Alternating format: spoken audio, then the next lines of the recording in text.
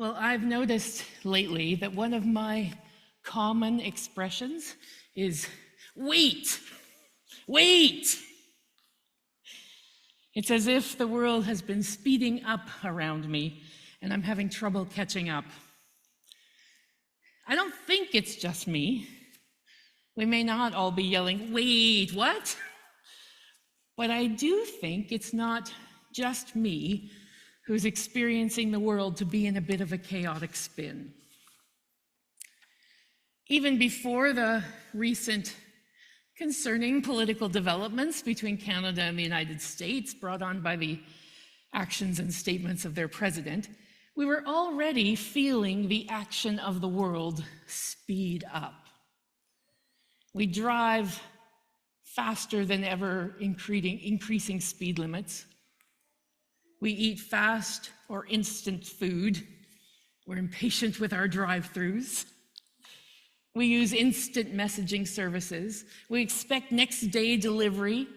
We grow annoyed if we don't have immediate responses to our texts. We count on having instant access to our information online. Just Google it. Immediate financial payments through our electronic transfers. Not to mention all the ways we find instant gratification in all our unhealthy habits. And so, in this world, we have been cultivating an environment for impatience, haven't we? Whenever things do not go as we plan, or in ways that we expect, we experience that sense of impatience. And our threshold may be quite low on the patience meter. Certainly that's true of me. Today we're talking about patience for a couple of reasons. We're entering the season of Lent, a time in the church year for reflecting on our lives and following the path of Jesus. And this year in particular, it seemed somehow important to remind ourselves of the values that matter to us, even as the world is inviting us to abandon those values, even as the world will encourage us to act like there is nothing at all to believe in. So we're hoping to spend these next weeks reminding ourselves of values that matter to us and the ways that we can continue to live out those values. And we thought that one way to do that would be to consider the advice sent to the Galatians by the Apostle Paul, when he invites them to accept not the gifts that the world wants to put on them, he calls those earthly things, but rather gifts of the Spirit. And we're going to take a look at each of those gifts week by week as we engage in this Lenten journey. I will confess to you that for many years I have struggled with the writings of Paul, precisely because of passages like this. I have been frustrated, nay, impatient, with his suggestion that there are spiritual things separate from earthly things. Because I think you will agree with me, earthly things are spiritual things. But I think that Paul also thought that. But somehow his language and our language does not serve us particularly well when we're trying to talk about it. These days, when we talk about spiritual, we tend to refer to those things that are mystical and unknowable, often without a grounding in reality. But for Paul, that couldn't have been further from the truth. He didn't understand a separation there at all. So he didn't have to make a separation or talk about things like that because they were connected. The spiritual was very real, grounded in real life and lived experience. These were people who knew Jesus or knew of people who knew Jesus. And so the word spiritual was not actually his focus at all. His focus was on the word freedom. Because for these new believers, the way of Jesus was a path to freedom from a life that was very, very constrained. And remember that Paul is writing to these people from prison, pretty much the opposite of freedom, right? At least freedom as is conventionally understood. And the fact that Paul was thrown in jail caused many of the new teachers to say, okay, so much for the freedom message. And so they abandoned that to focus on, okay, instead, with Jesus, we just have to follow the law. If they followed the law, the rules to the letter, they weren't going to get in trouble. It could prove their loyalty to Christ, this new religion, which seemed like a certain kind of freedom. At least they weren't in jail. And Paul becomes impatient with this, and so he sends a letter to try and untangle all of these things that everybody's got all confused and help redefine what he was trying to get at when he talked about freedom. There's a kind of freedom in our culture, and in Paul's too, that is a license to do whatever I want or gratify every desire. That's what we think of as freedom at first, a freedom that appears to be above or beyond the law. And Paul says this is one of the characteristics of what he calls the evil age in which they found themselves.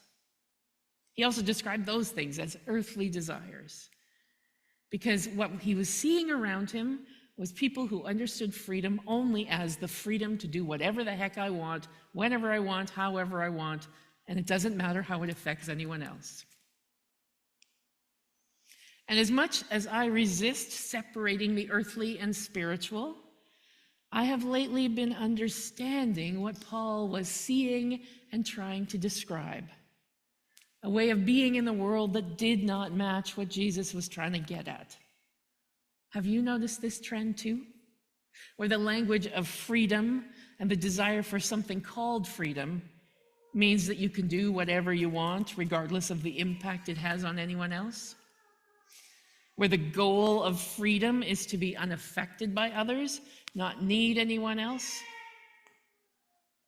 Now we know that that kind of unbridled self-indulgence is rarely harmless to others or even ourselves.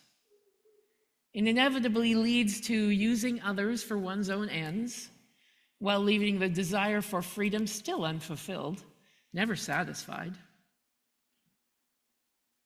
But there you have it. It's still what people are looking for, or think that they are looking for.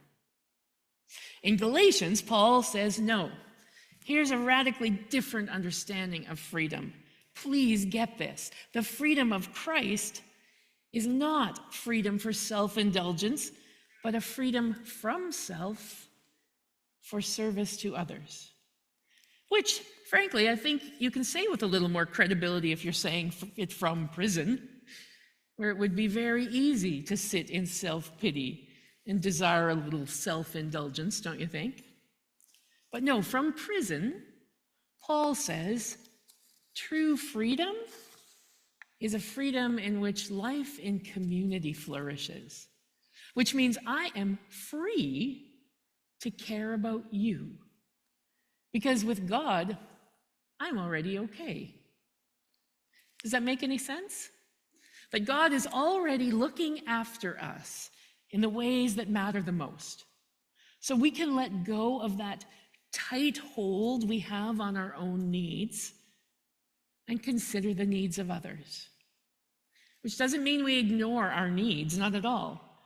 But we can hold them much more loosely so that we can look beyond them to the bigger picture.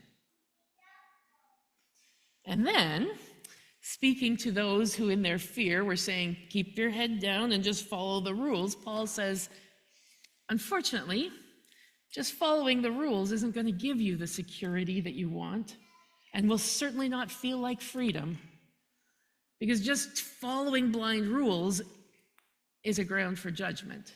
It's a breeding ground for judgment. Isn't that what Moses said? Isn't that what Jesus showed? Without love and compassion, our laws mean nothing. So Paul implores the people instead to ground themselves in the Spirit. That way, even things like being thrown in prison couldn't take away his freedom. He says, God's unconditional, self-giving love is really the only power that sets us free to love our neighbors as ourselves. Faith working through love is the only thing that counts. And then he says, and how are you going to know if you're grounded in that Spirit? You're going to know because what you're going to see around you are all kinds of fruits of the Spirit. Love and joy and gentleness and faithfulness and peace and self-control and, yes, patience. Which brings us right back to where we started, doesn't it? So how is your patience?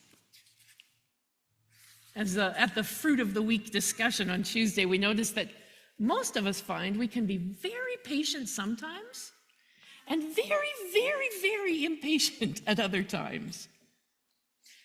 And I've been thinking about Paul's encouragement to understand freedom, and it made me think that this understanding of freedom might provide a path to patience.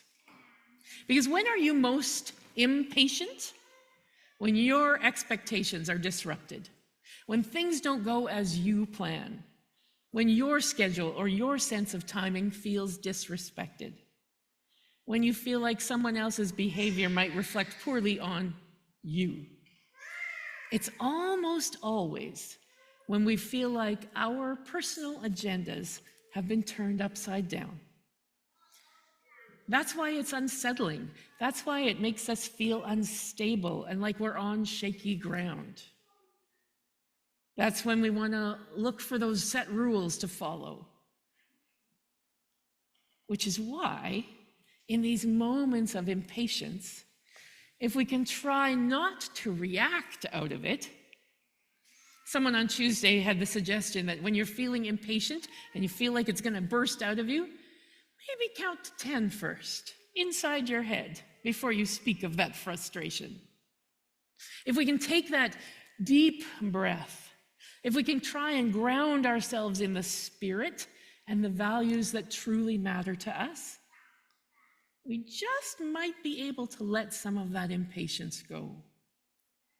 We might make space to consider the needs of those who are making us most impatient in the moment. Indeed, we can be free to let go of things that in the end don't really matter to us and just hold on to the things that really do. It doesn't happen easily or quickly. It takes practice. That's why we started our Lenten explorations with patience. It will invite us to be patient and compassionate with ourselves as well as others. For letting go is just not as simple as it sounds. But I do hope, if in this Lenten journey or in our lives generally, we see patience emerging, we will recognize, the presence of the Spirit. I hope that when we say, wait, it's not a sign of our impatience, but rather a willingness to stop and allow the Spirit in and let the Spirit direct what comes next. It is a work in progress. Welcome to the Lenten journey. May God's patience be among us. Amen.